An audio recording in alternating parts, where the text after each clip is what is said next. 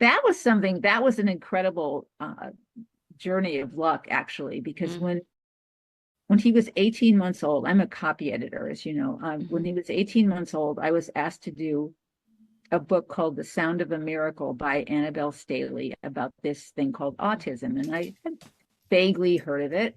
I'd read a Life magazine article about an autistic boy who would only eat McDonald's hamburgers or something. And the book was wrenching. She not only had an autistic child, her other daughter had died of leukemia. Her husband left her for a man.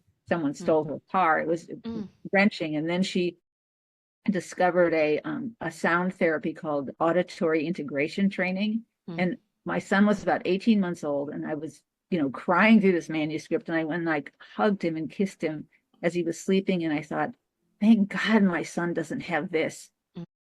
But very shortly after that, he started demonstrating symptoms of autism, which I thought maybe I had invented, but then he wasn't speaking. He shied away from social experiences.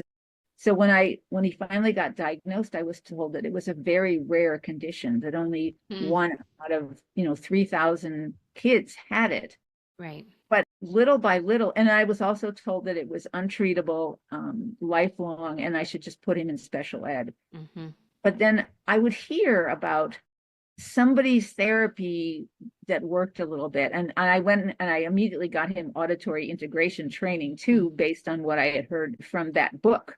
And then I since became friends with Annabelle Staley later on. But she said, oh no, there's things, he wasn't walking very well because his feet didn't work together. So I got him foot therapy. And then I heard about vision therapy. And then I heard about this kind of play therapy. And every time I heard about something, I would go get it.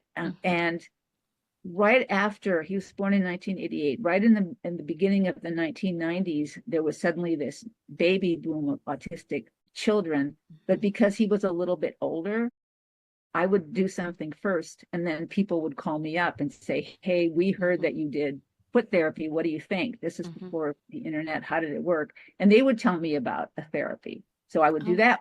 Wow. And then I'd find other things, or then I would invent something, and then other people would hear about it and call me up. And so little by little, every time I heard of something, I would take advantage of it.